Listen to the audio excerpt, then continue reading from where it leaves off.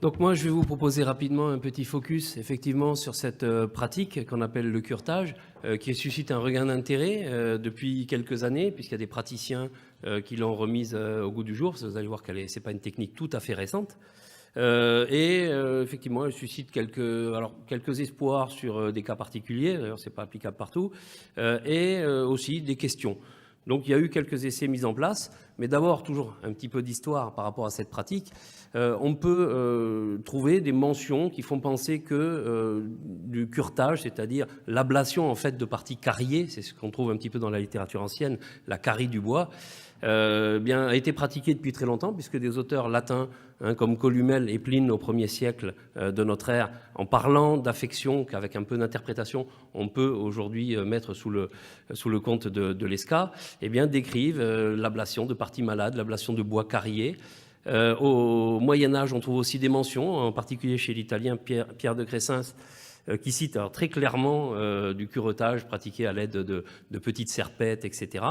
Et jusqu'au XVIIIe siècle, là aussi, il y a des citations très précises, en particulier chez Nicolas Bidet, de curetage pratiqué avec différents outils utilisables à l'époque. On ouvrait les souches, on grattait, etc., des serpettes, des racloirs. Voilà, donc il y a effectivement cette façon de soigner ou d'obtenir une rémission de souches qui est décrite depuis assez longtemps, et avec un regain d'intérêt au XXe siècle, à partir d'une lettre qui a été publiée dans le Progrès agricole et viticole en 1906, qui décrit en Turquie la maladie de l'Iska, c'est là que le nom apparaît d'ailleurs en langue française, Eska, et les pratiques des vignerons qui faisaient l'ablation de ce bois malade, l'amadou, avec des petites haches. C'est là aussi où on trouve pour la première fois la mention d'amadou, du nom d'amadou dans les souches malades. Donc il y a en 1921 un ouvrage très documenté qui décrit entre autres des pratiques de taille, la fameuse taille Guyot-Poussard, et la pratique du curetage des souches qui est pratiquée. Vous voyez la photo en bas, une souche complètement décharnée, pratiquée sur laquelle l'ablation de ce bois a été pratiquée avec différents outils. Et donc là, on est très clairement dans la mention moderne, la notion moderne de curetage, qui est d'enlever tout le bois malade, mort, et dégradé à l'intérieur de la souche. Et là, il est décrit des rémissions de souche de 90-95%, sans aucun comptage précis, mais c'est décrit comme étant très efficace. Il se pose évidemment des questions qui ne sont pas du tout abordées dans ces ouvrages. Quel est le mécanisme qui fait qu'éventuellement les souches se remettraient? Est-ce que c'est de l'inoculum qu'on détruit, qu'on enlève, qu'on retire? Est-ce que c'est des toxines qui ne passent plus à travers le bois qui reste encore un petit peu à trouver? Est-ce qu'il y a des réactions de défense de la plante? Bon, là pour l'instant, je ne vais pas répondre à ces questions parce qu'on n'a pas vraiment tout à fait les réponses. Des techniques associées aussi, comme ouvrir une souche en deux. Il y a un vieux gobelet ici qui était dans les Corbières. Ouvrir une souche en deux et la maintenir ouverte avec une pierre pour que l'air circule, aussi décrit depuis assez longtemps. Ça, c'est un détail plus anecdotique. On peut trouver dans des vieilles vignes des souches qui sont naturellement curetées, c'est-à-dire que sur des souches âgées, là, quasiment toutes d'une centaine d'années, on s'aperçoit que de temps en temps, leur disposition, les éléments, etc., font que le bois malade, l'amadou et tout, a disparu.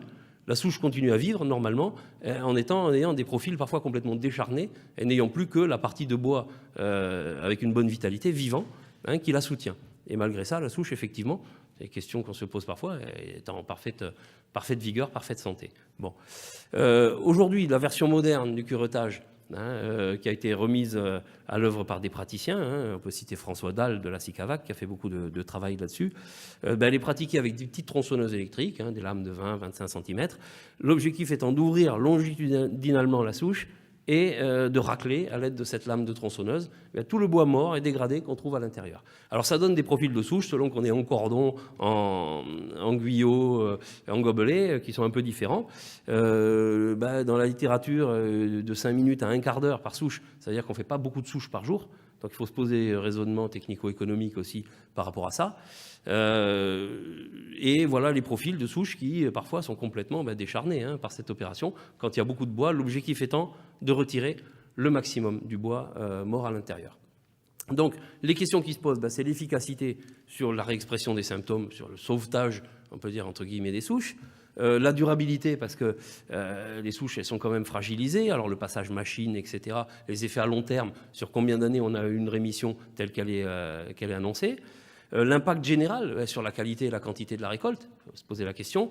Et après, tout ce que je vous ai dit, les mécanismes d'action, qu'il reste quand même à essayer de comprendre. Pas forcément pour appliquer la technique partout, peut-être pour donner quelques idées, quelques pistes de réflexion par rapport à ce qui pourrait se passer sur une souche de laquelle on a enlevé finalement du bois mort qui ne sert pas à la conduction de la sève. Alors, quelques essais pour essayer d'illustrer tout ça, dont un essai qui a été mis en place en Alsace par notre collègue Céline Abidon, sur du Riesling, donc une vieille parcelle, très vieille parcelle de Riesling, que le viticulteur préserve et qu'on plante, et donc qui se prêtait parfaitement à ça, avec de forts taux d'expression, parcelle qui est suivie depuis des années. Donc, bon, je ne vais pas détailler le protocole, des blocs ont été faits, des souches curetées, non curetées, et des observations. Curetage qui a été fait justement par François Dalle, qui est probablement un des meilleurs praticiens de cette technique, et des notations ont été faites pendant plusieurs années, donc curetage en 2015 et 3 années de notation. Donc voici les premiers résultats. Sur l'expression des maladies du bois, l'expression elle-même après le curetage, donc curetage 2015, donc des notations ont été faites 2016, 2017, 2018 et continueront à être faites. Eh bien, on observe effectivement une réduction globale des symptômes sur la partie curetée, de moins 40 à moins 60% selon l'expression générale de l'année.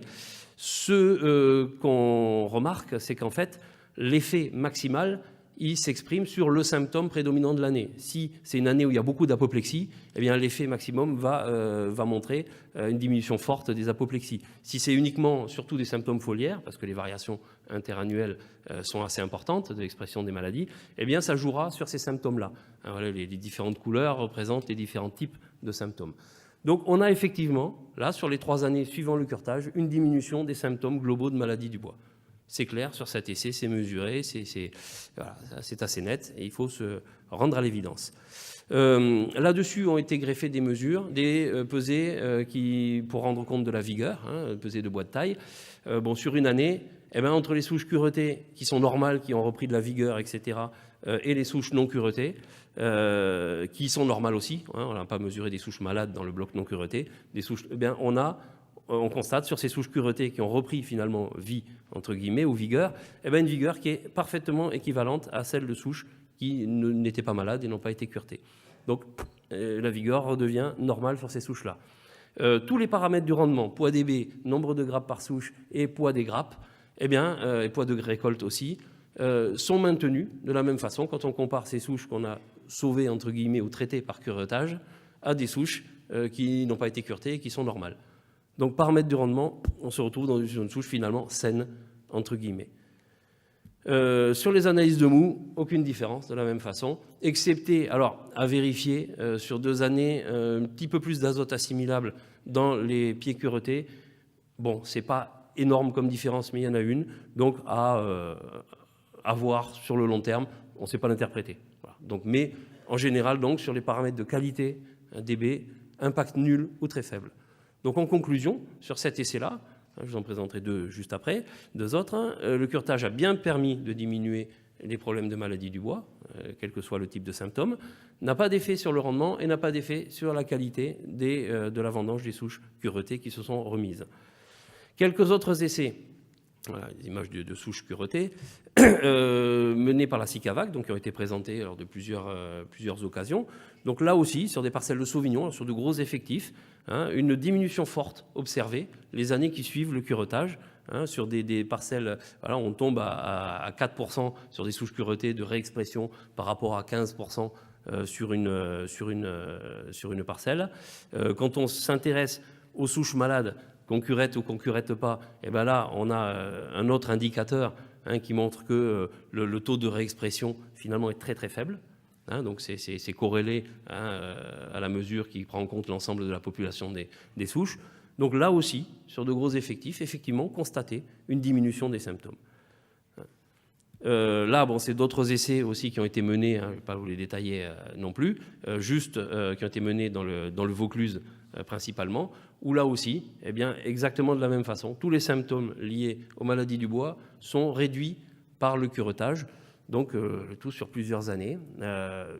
Donc en conclusion, le peu pour l'instant de résultats un petit peu mesurés, fiables, dont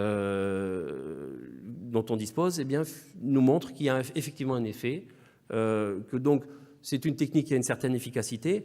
Donc, l'idée aujourd'hui, après, c'est de mener des études technico-économiques concernant le temps, donc le coût de l'opération. Au maximum, un très bon, il peut faire une centaine de souches par jour. J'ai vu que certains praticiens disaient qu'ils faisaient 200 souches par jour. Ça veut dire 3 minutes par souche à 10 heures par jour. Bon, ça fait beaucoup quand même. En tout cas, ça veut dire que ça coûte assez cher en termes de temps de travail, que le raisonnement doit être bien fait par rapport à un intérêt économique.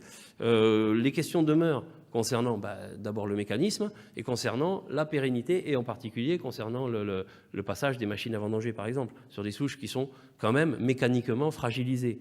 Parfois, derrière le passage du cureteur, parce que l'objectif est d'enlever un maximum, quasiment tout ce bois, on a des souches qui sont extrêmement creusées. Et donc, intuitivement, beaucoup plus fragiles. Donc, toutes ces questions, les essais dont je vous ai montré les premiers résultats vont être poursuivis. Toutes ces questions, il faut y répondre avant de conclure dans quel cas ça peut être intéressant, dans quel cas il peut y avoir vraiment un intérêt à pratiquer cette méthode. Voilà. Donc je vous remercie. Et il y a une fiche technique sur le curetage sur le site Y Network à laquelle vous pouvez vous référer, où il y a pas mal de données.